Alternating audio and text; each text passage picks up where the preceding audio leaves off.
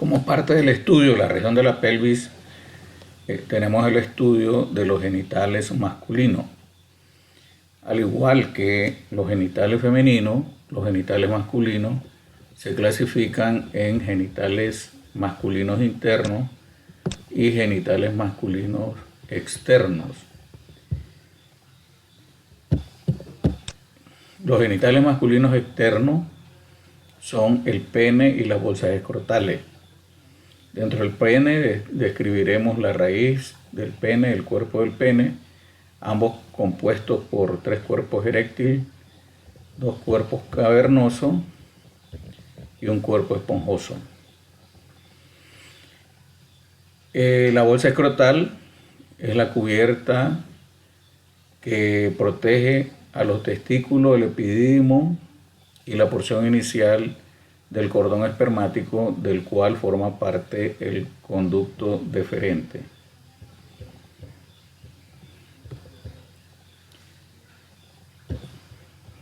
Los genitales internos del varón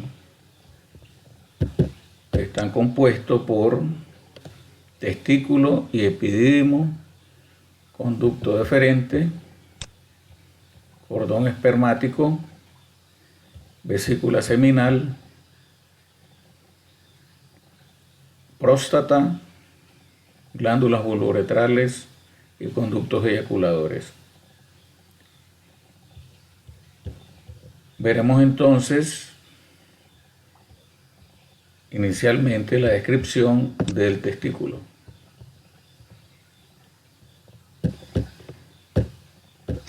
En esta imagen observamos el testículo, el epidídimo, la porción inicial del conducto deferente como parte del cordón espermático, protegidos por las bolsas escrotales. Luego tenemos la continuación del conducto deferente hacia la cavidad pélvica, la formación del conducto eyaculador en la cual él participa al unirse con el conducto de la vesícula seminal, la próstata, aquí observamos las vesículas seminales, próstata, y en la región posterior, con relación al bulbo del cuerpo esponjoso, las glándulas vulvouretrales o glándulas de Cooper. En cuanto al testículo, el testículo es la gónada masculina, equivalente al ovario de una mujer. Tiene funciones germinativas, ya que en las paredes de los conductos, de los túbulos contorneados, se encuentran las células madre productoras de espermatozoides, llamadas espermatogonias, que a partir de la pubertad producen espermatozoides hasta la muerte. Y además en el parénquima del testículo tenemos células intersticiales que producen testosterona, que son las hormonas que inducen a los cambios sexuales secundarios a partir de la pubertad. En conclusión, el testículo tiene funciones germinativas, como es la producción de espermatozoides, y función endocrina hormonal, que es la producción de testosterona. Los testículos, al igual que la mayoría de los genitales, son estructuras pares, excepto el pene y la próstata, que son estructuras impares. Tenemos un testículo derecho, un testículo izquierdo. El testículo izquierdo es ligeramente más bajo que el testículo derecho. En cambio, el testículo derecho es ligeramente más pesado que el testículo izquierdo. Se calcula el peso promedio de los testículos en 25 gramos. Los testículos tienen forma ovoidea. En ellos se describe un polo superior, un polo inferior. Este sería el polo superior, polo inferior. Un borde anterior, un borde posterior, una cara lateral y una cara medial. En los testículos, con relación al borde posterior, se trata del borde fijo. En cambio, en el ovario hemos dicho que el borde fijo del ovario es el borde anterior del ovario. Aquí en el testículo, el borde fijo, que se une a las capas de las bolsas escrotales, es el borde posterior. Igualmente, con relación al borde posterior, tenemos que este borde se une al cuerpo y la cola del epidídimo. Sobre el polo superior del testículo descansa la cabeza del epidídimo. En el interior del tejido testicular tenemos la formación de aproximadamente 400 lobulillos testiculares que se forman a partir de la túnica superficial del testículo, que es la túnica albugínea. Esta túnica albugínea es una capa fibrosa de tejido denso, no elástico. A partir de la superficie interna de la túnica albugínea hacia el interior del testículo se proyectan tabiques fibrosos que separan el tejido testicular formando lobulillos, que pueden llegar a ser 400 lobulillos en cada testículo. Estos lobulillos, al dirigirse hacia el borde posterior del testículo, concentran sus conductos que luego forman los conductos seminíferos rectos. Estos conductos seminíferos rectos penetran a la red testicular, red de Testic o red de Haller. Se forman aproximadamente de 20 a 30 túbulos seminíferos rectos, y de la red testicular se forman de 15 a 20 conductos eferentes, que finalmente estos conductos penetran a la cabeza del epidídimo.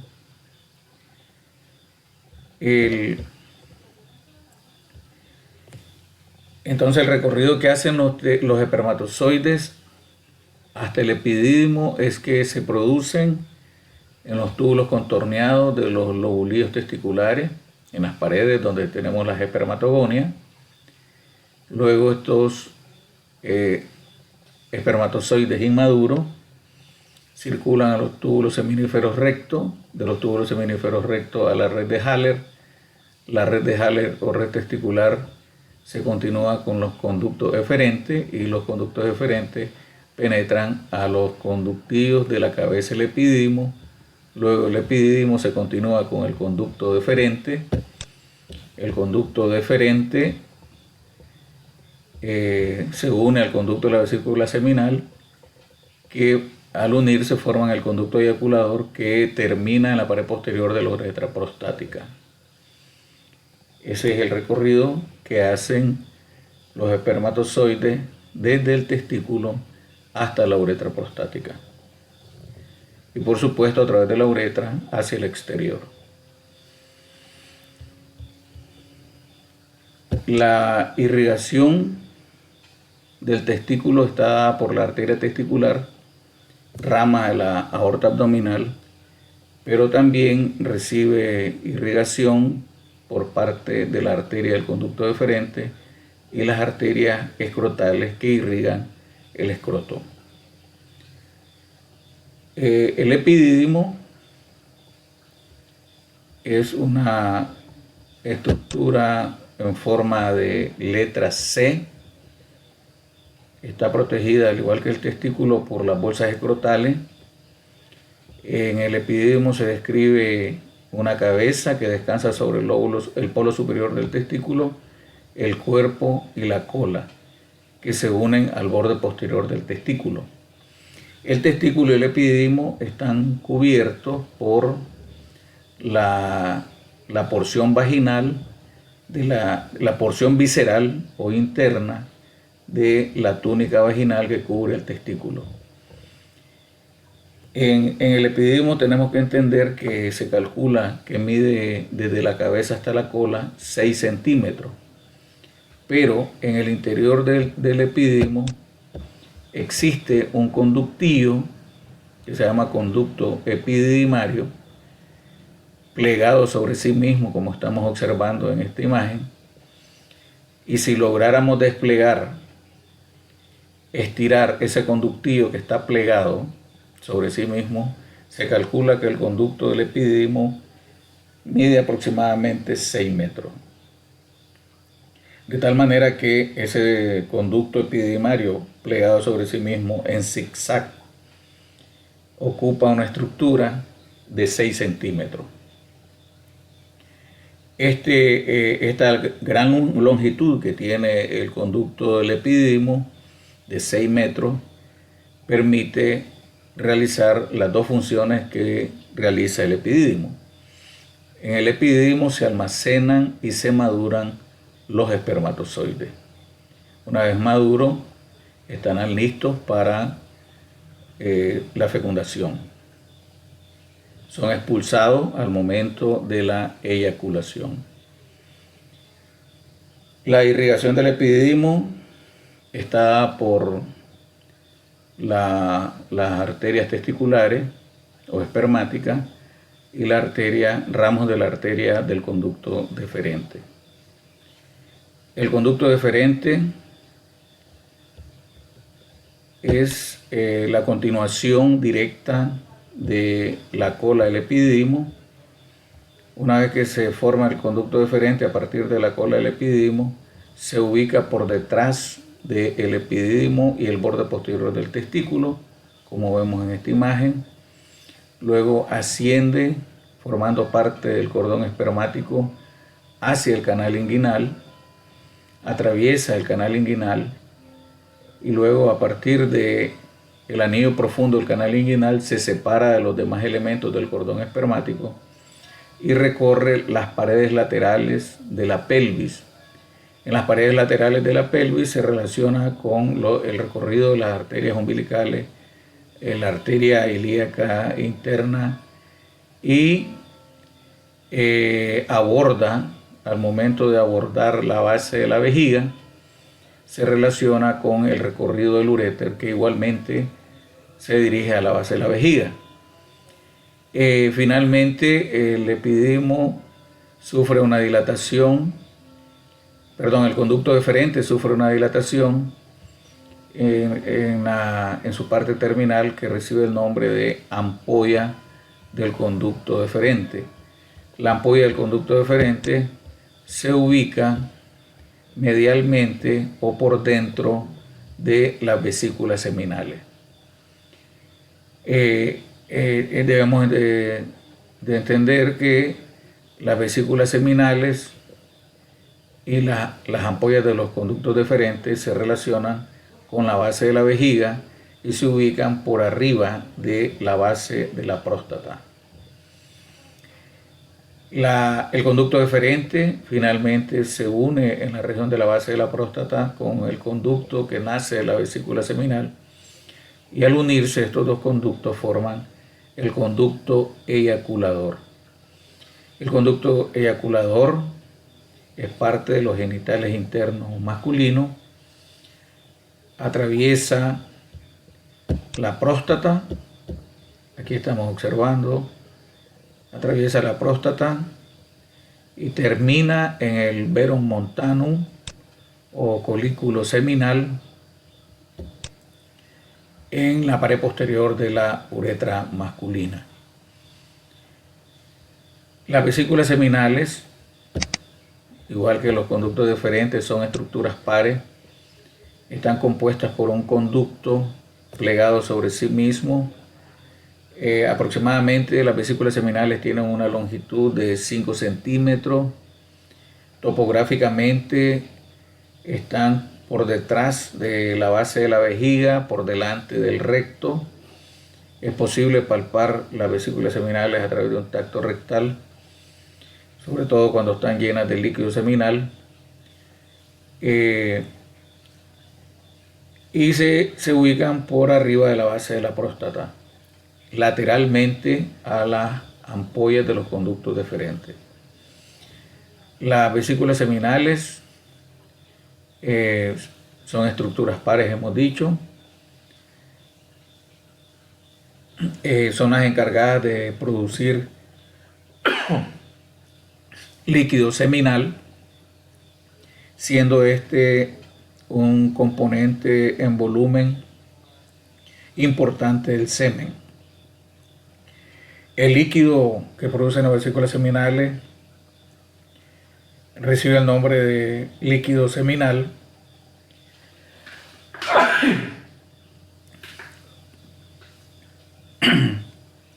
perdón,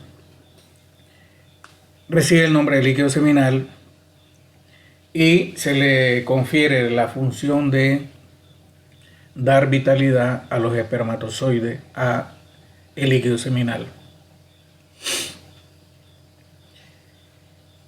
El conducto de la vesícula seminal, ya hemos dicho, se une al conducto deferente y forman el conducto eyaculador, que termina en el veno montanum o colículo seminal de la pared posterior de la uretra prostática, a ambos lados del utrículo prostático.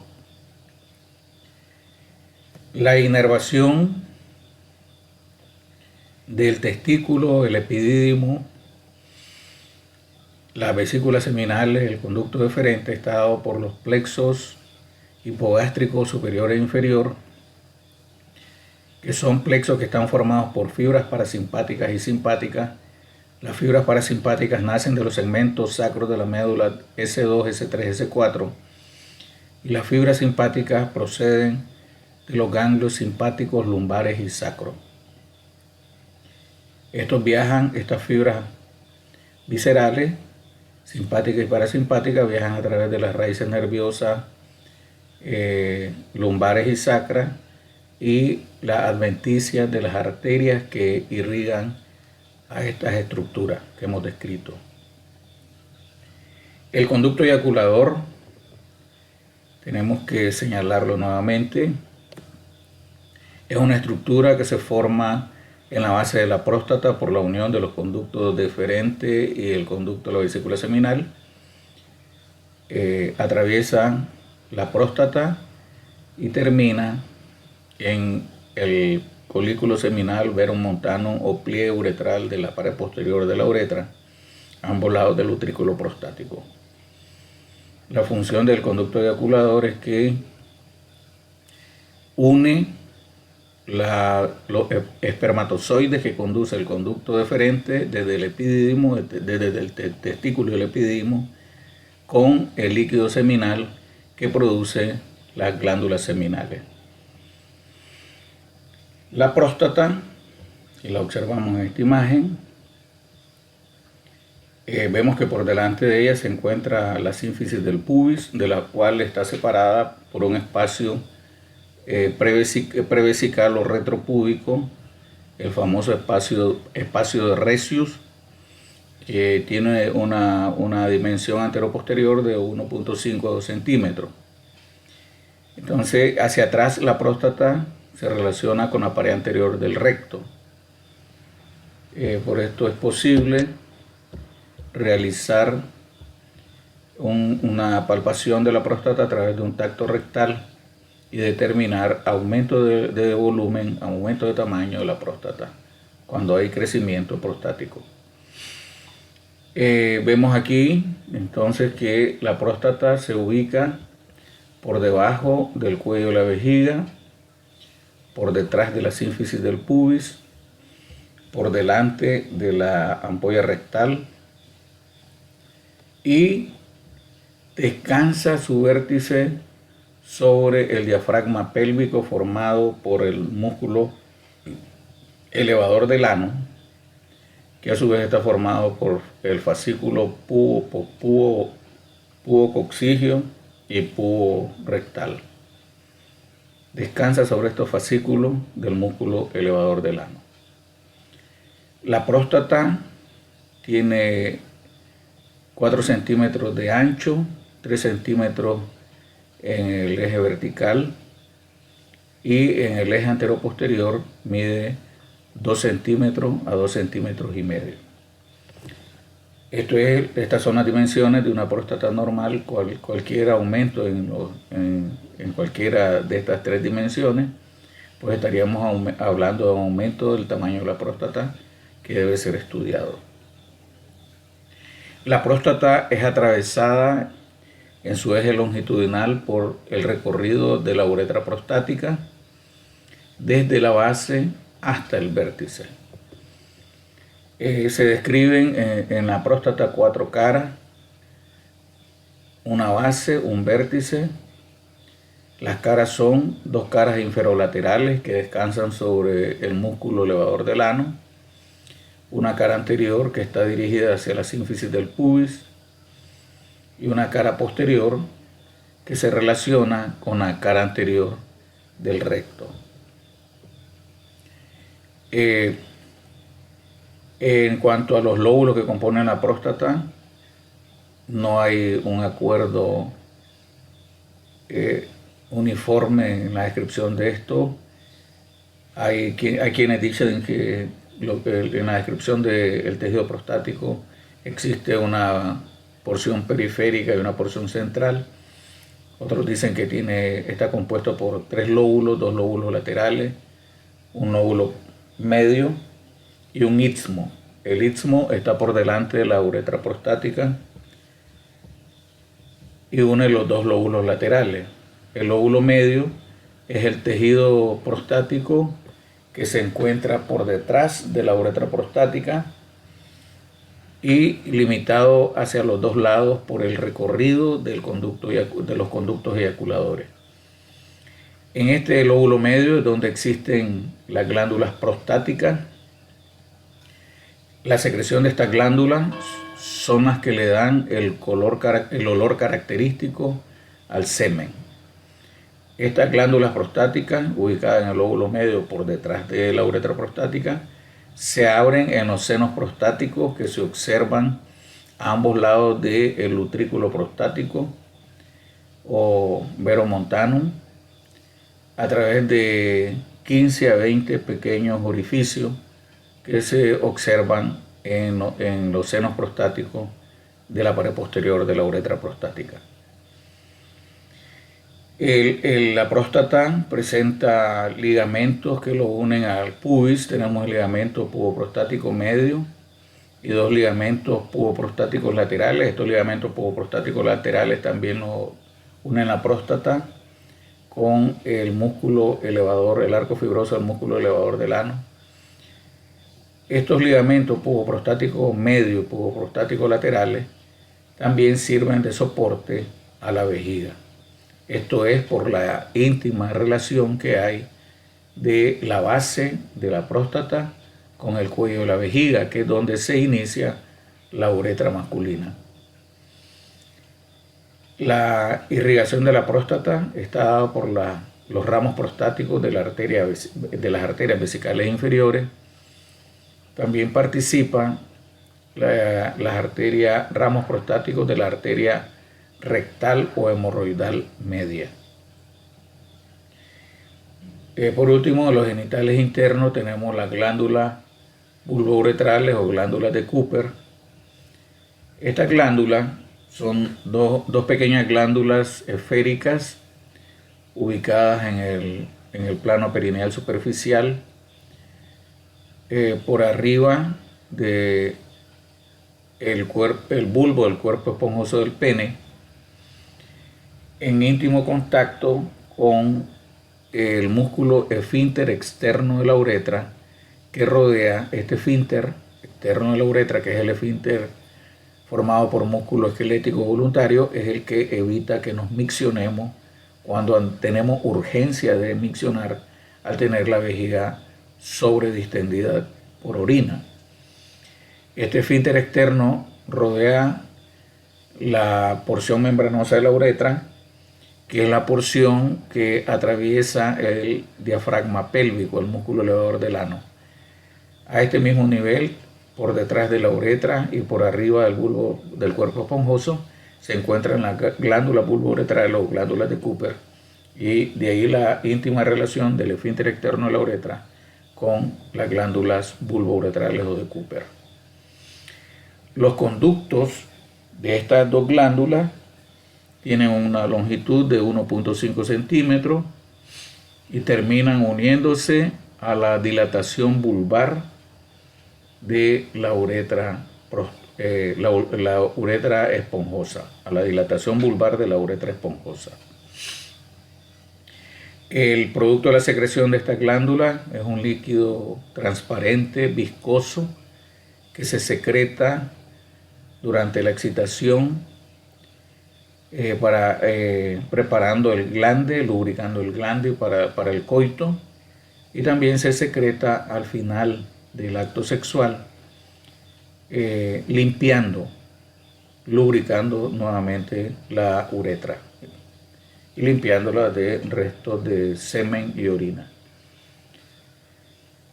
Están irrigadas las glándulas de Cooper por los ramos vulvares de la arteria pudenda interna. Luego tenemos la descripción de los genitales externos masculinos. Previo a eso, vamos a señalar los componentes del cordón espermático. El cordón espermático es una estructura anatómica que se extiende desde el anillo inguinal profundo del canal inguinal hasta el borde posterior del testículo.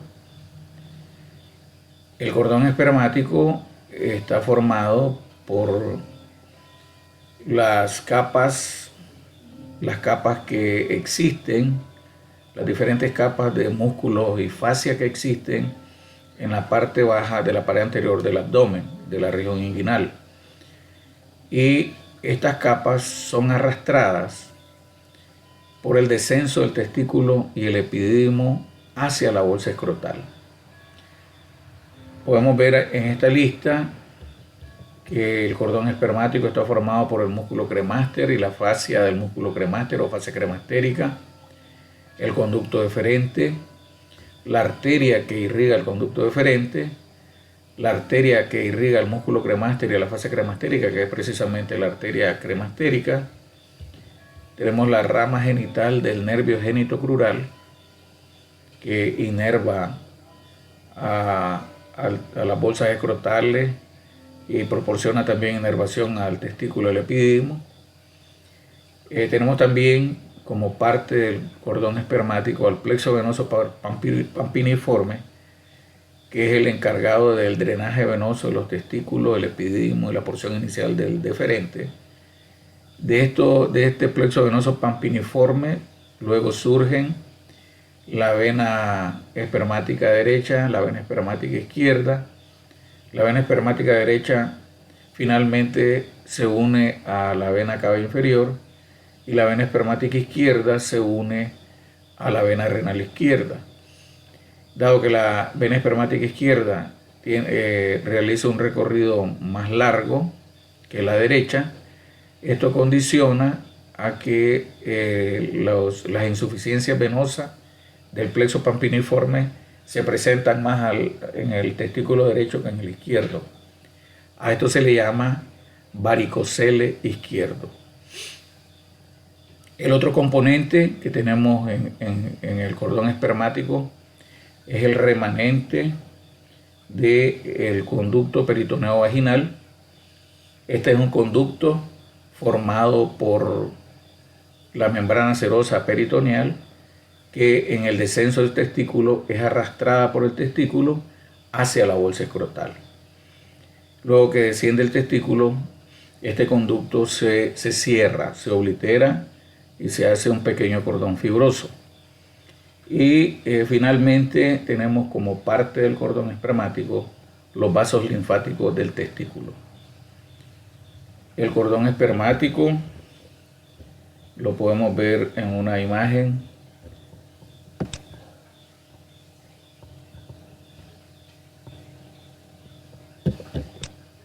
Lo tenemos aquí al lado derecho, que es el lado izquierdo de esta imagen. Al lado derecho vemos como el componente superficial del cordón espermático es la fascia espermática externa. Por debajo de ella se encuentra la fascia cremastérica con el músculo cremaster, que avanza hasta el testículo, cubriendo el testículo y el epidídimo. Esto lo vamos a ver también en la descripción de las bolsas escrotales. Vemos en el cordón espermático izquierdo, a la derecha de la imagen, las venas que forman el plexo venoso pampiniforme, y vemos también al conducto deferente por detrás del plexo venoso pampiniforme. Aquí vemos cómo este cordón espermático se dirige a la región inguinal. Se deja de observar a ambos lados el cordón espermático una vez que entra en relación con el anillo inguinal superficial del canal inguinal. Luego tenemos los genitales externos formados por las bolsas escrotales y el pene.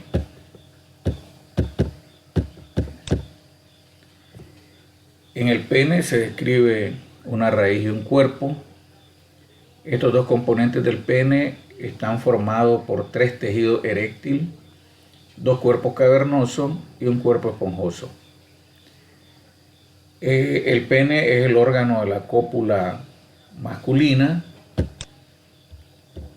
Los cuerpos cavernosos, en lo que es el cuerpo del pene, lo vamos a describir formando la cara dorsal del pene, o cara cavernosa, precisamente porque está formado por la unión de los 2 cuerpos cavernosos, y en la cara ventral, llamado también cara esponjosa o uretral. Uretral porque el cuerpo esponjoso es atravesado longitudinalmente en toda su longitud por la uretra masculina, por eso le llaman cara uretral también, o cara esponjosa, cara ventral del pene. Tenemos entonces 2 cuerpos cavernosos y un cuerpo esponjoso. Lo vamos a describir el escroto con la formación de las túnicas, de todas las túnicas que participan en la formación de la bolsa escrotal. Finalmente, la irrigación y la inervación. El pene, como ya he dicho, es el órgano de la cópula masculina. La erección del pene depende de la ingurgitación, el llenado del tejido eréctil, que es un tejido cavernoso que forma los 2 cuerpos cavernosos y el cuerpo esponjoso. Son pequeñas trabéculas como las cavidades de un panal que se llenan de sangre durante el periodo de la excitación. Esto hace que aumente de tamaño los cuerpos cavernosos y esponjosos, y por ende el volumen del pene y la consistencia, el aumento de la consistencia del pene. Aquí observamos la raíz del pene. Ocupa el plano perineal superficial. Está compuesta la raíz por los extremos posteriores de los 2 cuerpos cavernosos y el extremo posterior del cuerpo esponjoso. El extremo posterior de los 2 cuerpos cavernosos están unidos a las ramas isquiopúbicas, como estamos observando, a las ramas isquiopúbicas del coxal. Cada cuerpo cavernoso está cubierto por el músculo isquiocavernoso, como observamos al lado izquierdo de la imagen, donde se observan el cuerpo esponjoso separado de los 2 cuerpos cavernosos. Este músculo isquiocavernoso que cubre la raíz de los 2 cuerpos cavernosos se considera que al contraerse facilita la erección de los cuerpos cavernosos.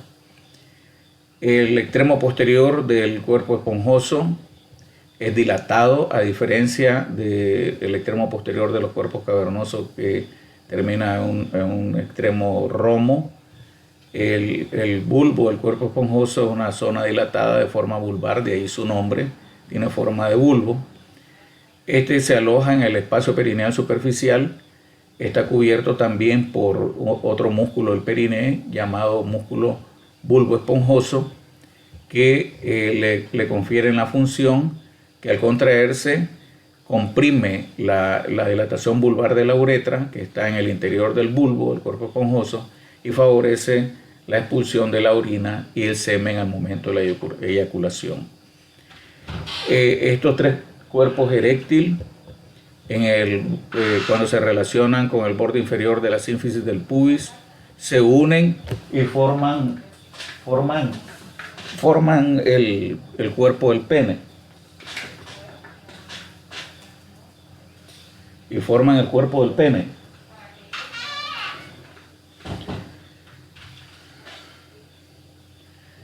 El cuerpo del pene inicia, por tanto, a partir del borde inferior de la sínfisis del pubis. A esto se le conoce también como porción libre del pene, para diferenciarlo con una raíz del pene que se encuentra fija al plano perineal superficial. En el caso del bulbo del cuerpo esponjoso también se encuentra fijo a la fascia superficial del músculo elevador del ano. El extremo anterior de los cuerpos cavernosos, que también terminan en un extremo romo, están protegidos y envueltos por el extremo anterior de la dilatación anterior del cuerpo esponjoso, que recibe el nombre de glande. Los cuerpos cavernosos tienen una túnica albuginea que los recubre, similar a la túnica albuginea de los testículos. Es un tejido denso, fibroso, y en su interior se encuentran las trabéculas que forman el tejido eréctil. Estas túnicas, al unirse los dos cuerpos cavernosos, forman un tabique que separan los dos cuerpos cavernosos, y en este tabique se encuentran pequeños orificios que permiten la comunicación libre entre el tejido eréctil de ambos cuerpos cavernosos. El cuerpo esponjoso, como ya lo he dicho, tiene una dilatación posterior que recibe el nombre del bulbo del cuerpo esponjoso. Su porción central se reduce de calibre y termina en una dilatación abrupta que forma el glande, que recibe el nombre de glande. En el vértice del glande se encuentra un pequeño orificio que recibe el nombre de meato urinario externo, que es donde termina el recorrido de la uretra masculina, la porción esponjosa de la uretra masculina. En esta imagen del lado inferior derecho podemos ver en azul el cuerpo esponjoso. El músculo que lo rodea en rojo es el músculo bulbo cavernoso, que lo podemos ver en la imagen del lado derecho. Es ese mismo músculo. Y en el centro de lo que está señalado en azul vemos la uretra esponjosa. Arriba vemos, por arriba del elevador del ano, la próstata, y por arriba de la base de la próstata el cuello y la vejiga. El glande tiene un reborde elevado que recibe el nombre de corona del glande, y en la unión de la corona del glande con el cuerpo del pene recibe el nombre de cuello del glande o surco balano prepucial. En este surco balano prepucial se repliega la piel del cuerpo del pene que cubre el glande, y esto es lo que se conoce como prepucio. El prepucio no es nada más que el avance de la piel del pene, del cuerpo del pene, sobre el glande. Aquí vemos al lado izquierdo el prepucio cubriendo el glande, y en la imagen del lado derecho vemos un pene circuncidado, o sea, sin prepucio. La piel del prepucio y la corona del glande tiene glándulas sudoríparas y glándulas sebáceas modificadas. Las glándulas sebáceas producen un material sebáceo característico en el varón, que tiene un olor característico que recibe el nombre de esmegma. El prepucio, por tanto, es una estructura de un pliegue de piel de doble capa de piel. El prepucio, en la cara ventral o cara uretral o esponjosa del pene, presenta un pliegue que une el prepucio al glande y recibe el nombre de frenillo del prepucio. En algunos textos aparece como frenillo del glande. La piel del pene es una piel fina que se hiperpigmenta después de la pubertad. O sea, es una piel fina más oscura que la piel circunvecina. Esto mismo de la hiperpigmentación de la piel del pene se presenta en las bolsas escrotales. Entonces, las bolsas escrotales, tenemos que las bolsas escrotales son dos bolsas formadas por piel y las túnicas que forman el arrastre que hace el testículo en el descenso hacia las bolsas escrotales en el periodo fetal. Las bolsas escrotales tenemos que son dos compartimentos separados por un tabique, el tabique interescrotal, que separa los dos compartimentos donde se alojan los testículos, el epidídimo y la porción inicial del conducto deferente. Este tabique interescrotal está formado por el músculo dartos. En las capas del testículo, bueno, la evidencia de la presencia del tabique interescrotal es un rafe medio que tenemos en la bolsa escrotal, el rafe escrotal. Este rafe también se continúa hacia la cara uretral del pene o cara esponjosa, y hacia atrás ese rafe se prolonga hacia el periné y al margen anterior del conducto anal. Como podemos ver, la bolsa escrotal izquierda, en dependencia que el testículo izquierdo es un poco más bajo, se observa más baja que la bolsa escrotal derecha. Las capas que forman las bolsas escrotales son la piel, el músculo darto, la fascia espermática externa, la fascia cremastérica con el músculo cremaster, la fascia espermática interna y la túnica vaginal. La túnica vaginal se forma del conducto peritoneo vaginal, y igual está formado por membrana serosa, está formado por peritoneo, fue parte del peritoneo en el periodo embrionario y fetal. Por tanto, cumple la función de protección, ya que produce líquido seroso. Si este líquido se acumula de forma importante, tendríamos un hidrocele. La túnica vaginal, igual que el pericardio seroso, igual que la pleura, tiene dos porciones: una porción visceral que cubre la túnica albuginea del testículo y cubre al epidídimo. Esa es la túnica visceral, la porción visceral de la túnica vaginal, y una porción que cubre la superficie interna de la fascia espermática interna, y esto le llaman porción parietal de la túnica vaginal. Entre estas dos porciones, entre la porción visceral y parietal de la túnica vaginal, se forma la cavidad vaginal, donde existe líquido seroso que lubrica el testículo, protege al testículo de pequeños roces, pequeños traumas. En cuanto a la piel del escroto, es piel fina modificada, donde después de la pubertad aparecen vello genital, aparecen algunos folículos pilosos. Es más pigmentada que el resto de la piel circunvecina, igual que la piel del pene.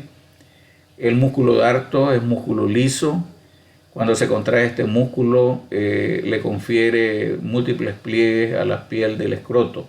De la contracción del músculo darto depende la superficie irregular de la piel escrotal.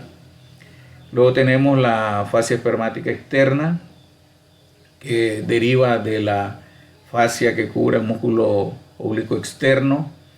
Tenemos luego la fascia cremastérica, el músculo cremaster, que deriva de la fascia y las fibras musculares del músculo oblicuo interno. Y la fascia espermática interna, que procede de la fascia que cubre el músculo transverso del abdomen. El músculo cremaster está inervado por la rama genital del nervio genitocrural o genitofemoral. Y este músculo, al estimular la región interna del muslo, produce contracción del músculo cremaster, y esto se observa, este reflejo que se llama precisamente reflejo cremastérico, se observa al estimular la piel de la región interna del muslo. Se observa que al contraerse el músculo cremaster en respuesta a este estímulo, asciende el testículo. La función de este músculo es regular la temperatura del testículo. Cuando hay mucho frío, se contrae y eleva los testículos. Cuando hay mucho calor, este músculo se relaja y los testículos se alejan de la región abdominal, abdomino-inguinal. Eso sería la función del músculo cremaster, las diferentes capas que forman las bolsas escrotales. La irrigación de las bolsas escrotales está dada por las arterias escrotales anteriores, que son ramas de las arterias pudendas externas, que nacen de la arteria femoral, y las arterias escrotales posteriores, que nacen de las arterias pudendas internas. La inervación de las bolsas escrotales y el pene está dado por los nervios pudendos, fibras que viajan por el nervio pudendo interno, que penetran al pene, y están compuestos también por fibras simpáticas y parasimpáticas que inervan a las arterias de los cuerpos cavernosos. La inervación del testículo está dada por los plexos hipogástricos inferior y superior, y también recibe inervación, hemos dicho, el cremaster por parte de la rama genital del nervio genitocrural o genitofemoral, y la irrigación del pene está por las arterias dorsal y profunda del pene, que son ramas terminales de la arteria pudenda interna. A su vez, la arteria pudenda interna es rama de la arteria ilíaca interna o hipogástrica.